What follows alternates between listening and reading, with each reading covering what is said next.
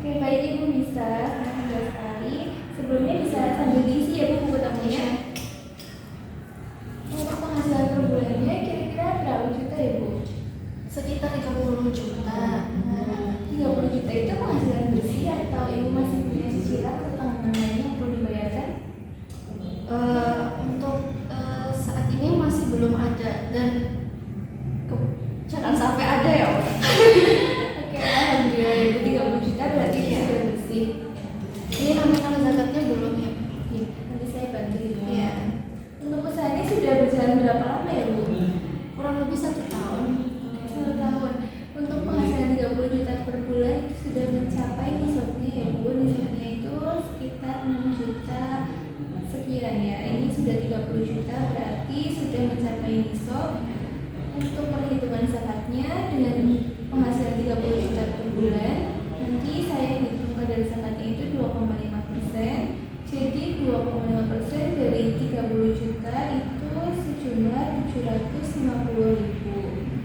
Nah, ini nominal zakat yang harus ditunaikan oleh Ibu Fitri ya. Sekitar 750.000 rupiah.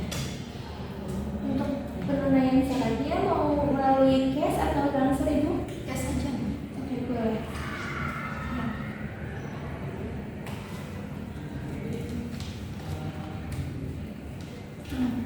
Sebentar saya cek dulu ya Bu. Ibu ini sudah sesuai ya Bu, 750.000. Sebelumnya kita cek dulu ya Bu. Bismillahirrahmanirrahim. Bismillahirrahmanirrahim. Nawaitu an ukhrija zakat al-mali fardholillahi ta'ala.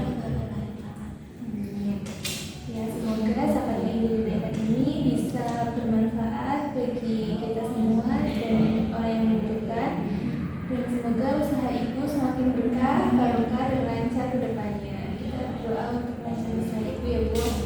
Bismillahirrahmanirrahim. Ajarallahu fima a'taita wa barakatuh fima a'taita wa ja'alna laka maghfuran. Ibu, terima kasih. Ini bisa ditulis tanda tangan di sini ya Bu, sebagai bukti.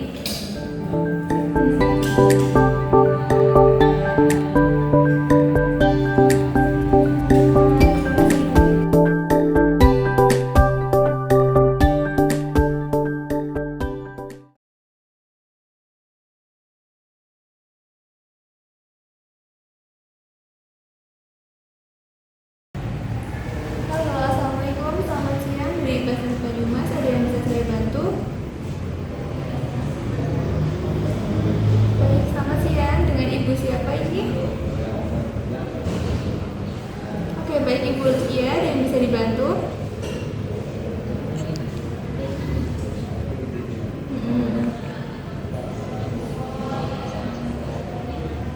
Oh, ini.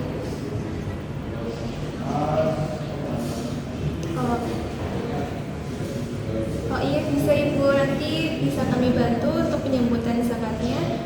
Boleh dikirimkan alamat lengkap Ibu?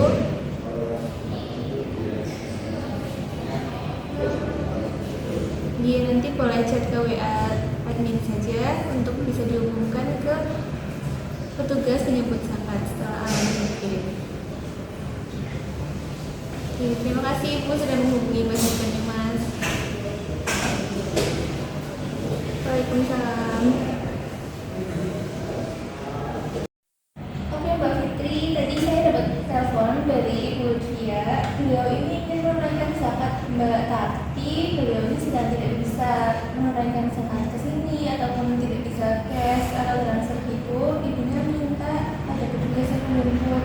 Apakah dari divisi Pancasila siap untuk menyebutnya? Misal hari ini kira-kira ada peluang tidak Mbak? Baik, untuk penjemputan dari divisi Pandesi itu bisa di siang hari nanti. Oke, baik. Berarti siap ya Mbak untuk hari ini? Ya. Oh iya, untuk alamatnya di mana ya Mbak? Untuk alamatnya di daerah Bulog, Kecamatan Purwokerto Barat Mbak. Baik. Terima kasih untuk informasinya ya Mbak. Oke, terima kasih kembali Ibu Fitri. Saya tunggu dulu ya Mbak. Ya.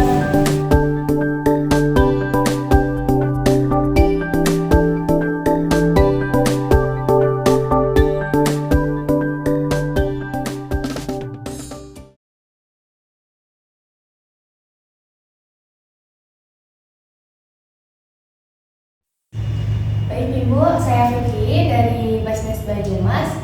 Begini Ibu, kedatangan saya ini sesuai dari informasi tim, yaitu untuk menjemput zakat dari Ibu Lutfia. Kalau boleh tahu zakat yang ditunaikan itu apa ya Bu? Zakat mal Bu Fitri. Baik, untuk jumlahnya sudah dihitung atau belum ya Bu? Kebetulan sudah saya hitung Mbak. Ya. Oke. Ini uang salahnya ya Mbak. Oh ya, sebelum saya terima zakatnya, kita niat terlebih dahulu ya Bu. Ibu bisa mengikuti saya. Bismillahirrahmanirrahim. Nawaitu an ukhrija zakat mal. Nah itu anu bisa zakat mal. Fardhulillahi ta'ala. Alhamdulillah ta'ala. Ya, ini zakatnya Mbak. Terima kasih Bu. Ya. Ini saya terima ya Bu zakatnya. Selanjutnya itu kita berdoa terlebih dahulu ya Bu. Ya. A'udzubillahiminasyaitonirrajim. Bismillahirrahmanirrahim. Allahumma sholli ala sayyidina Muhammad wa ala ali sayyidina Muhammad. Ajrokallahu fima a'taita wa baraka fima a'taita wa ja'alahu laka tawfiqan. Semoga Allah memberkahi pahala atas apa yang telah Ibu berikan, menjadikan suci dan mensucikan, serta Allah memberikan keberkahan atas apa yang tersisa. Amin ya rabbal alamin. Ya. Ini zakatnya saya terima ya Bu. Sebentar ya Bu.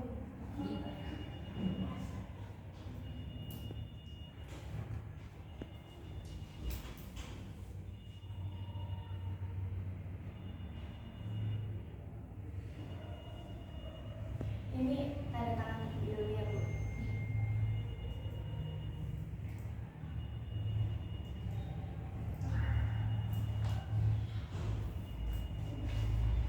Ini bukti kwitansinya. Terima kasih Mbak. Terima kasih untuk zakat yang telah ditunaikan. Semoga berkah untuk Ibu dan keluarganya. Untuk itu saya pamit dulu ya.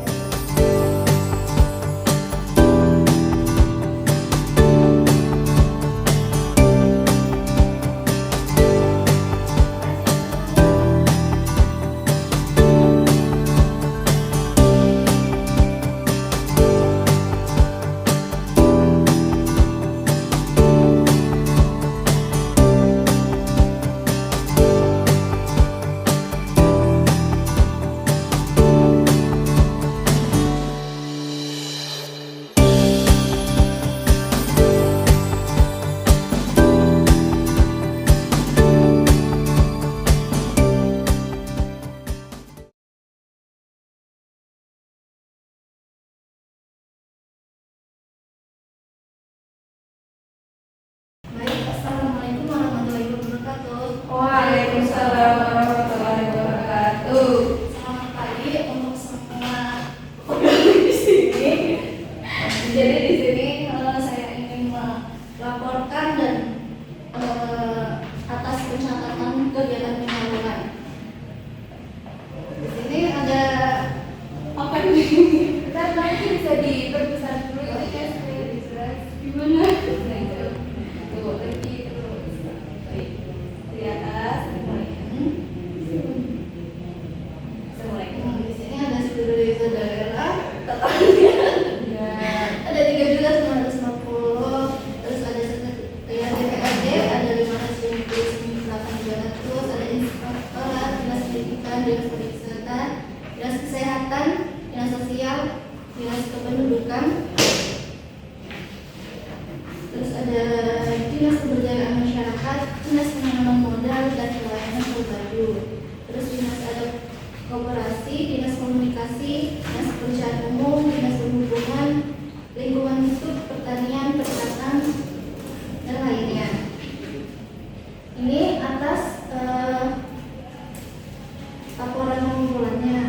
Terus ada rekamannya juga udah ada. Terus ini pengeluarannya. Terus ini data ASN-nya. Dan ini total berdiskusi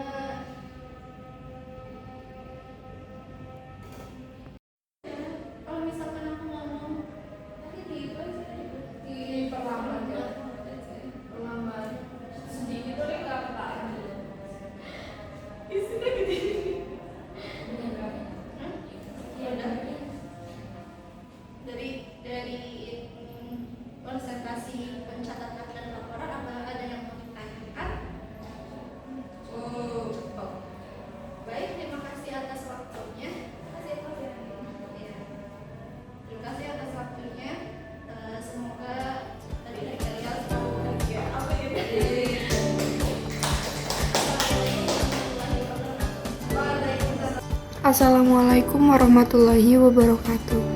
Di sini saya akan menyampaikan salah satu kewajiban yang agung dalam Islam, yaitu apa sih? Ya, itu adalah zakat. Jadi zakat itu bukan hanya sekedar kewajiban, tetapi juga ibadah yang memiliki dampak luas bagi kehidupan kita dan masyarakat.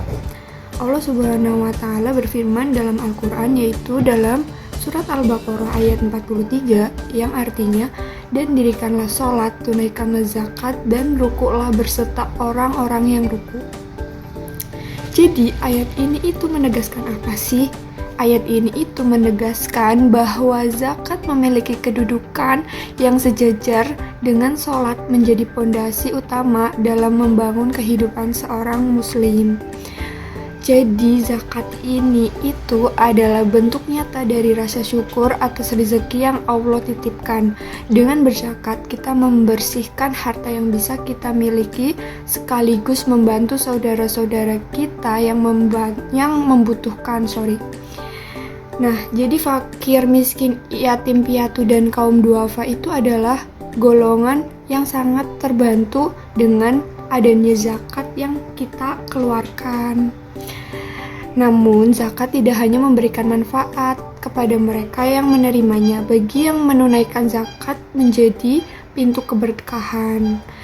Lalu Rasulullah SAW bersabda juga, yang artinya sedekah tidak akan mengurangi harta. Allah akan menambah kemuliaan seorang yang memaafkan, dan tidak seorang pun yang tawaduk karena Allah, melainkan Allah akan mengangkat derajatnya. Demikian hadis riwayat Muslim. Lebih dari itu, zakat juga berperan sebagai solusi sosial. Dengan zakat, kita dapat mengurangi kesenjangan ekonomi, menciptakan keseimbangan, dan memperkuat solidaritas antar umat. Contohnya adalah zakat produktif, di mana harta zakat digunakan untuk memperdayakan masyarakat, seperti membuat peluang usaha atau meningkatkan keterampilan mereka. Nah, oleh karena itu, mari kita wujudkan kepedulian ini, menunaikan zakat tepat waktu, salurkan zakat melalui lembaga yang amanah dan profesional agar penyalurannya itu tepat sasaran. Dengan zakat, kita bukan hanya beribadah kepada Allah, tetapi juga ikut membangun masyarakat yang lebih sejahtera. Assalamualaikum warahmatullahi wabarakatuh. Saya di sini akan menjelaskan jenis-jenis zakat. Zakat secara umum ada dua jenis, yaitu zakat fitrah dan zakat mal. Zakat fitrah adalah zakat yang diwajibkan atas setiap jiwa, laki-laki dan perempuan muslim yang dilakukan pada bulan Ramadan. Sedangkan zakat mal adalah zakat yang dilakukan pada segala jenis harta, baik secara zat dan substansi perolehannya tidak bertentangan dengan agama. Sebagai contoh, zakat mal terdiri dari yang pertama, zakat emas, perak, logam mulia, yang kedua, zakat atas uang dan surat berharga, yang ketiga, zakat perniagaan, yang keempat, zakat peternakan dan perikanan, yang kelima, zakat perkebunan, pertanian dan kehutanan, yang keenam, zakat pertambangan, yang ketujuh, zakat perindustrian, yang kedelapan, zakat pendapatan dan jasa, yang kesembilan, zakat rikas. Syarat zakat mal dan zakat fitrah. Yang pasti, zakat yang wajib disakati pada zakat mal dan zakat fitrah itu harus sesuai dengan ketentuan syariat Islam. Syarat harta pada zakat mal, yang pertama itu milik penuh, yang kedua halal, yang ketiga cukup nisab, yang keempat haul. Hanya saja, syarat haul pada zakat mal ini tidak dikenakan pada zakat pertanian, perkebunan, kehutanan, perikanan, pendapatan dan jasa, serta zakat rikas. Sedangkan syarat zakat fitrah adalah yang pertama, beragama Islam, yang kedua, hidup pada saat bulan Ramadan, yang ketiga, memiliki kelebihan kebutuhan pokok untuk malam dan hari raya Idul Fitri. Terima kasih. Wassalamualaikum warahmatullahi wabarakatuh. Assalamualaikum warahmatullahi wabarakatuh. Di sini saya akan mensosialisasikan terkait apa itu aset wakaf. Jadi aset wakaf adalah harta yang diberikan oleh seorang wakif atau pemberi wakaf untuk kepentingan umum atau keperluan sosial dengan tujuan mendapatkan pahala dari Allah SWT. Aset ini tidak boleh dijual, diwariskan, atau bahkan dipindahkan kepemilikannya dan harus dikelola sesuai dengan tujuan wakaf yang sudah ditentukan oleh wakil.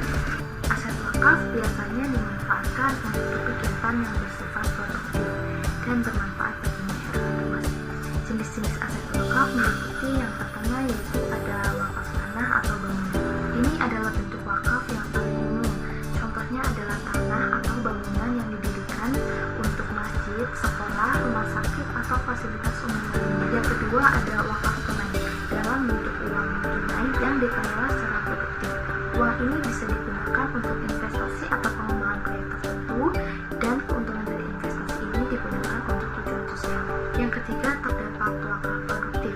Aset wakaf yang diinvestasikan atau digunakan untuk kegiatan usaha. Misalnya wakaf tanah yang digunakan untuk pertanian, peternakan, atau bisnis lainnya.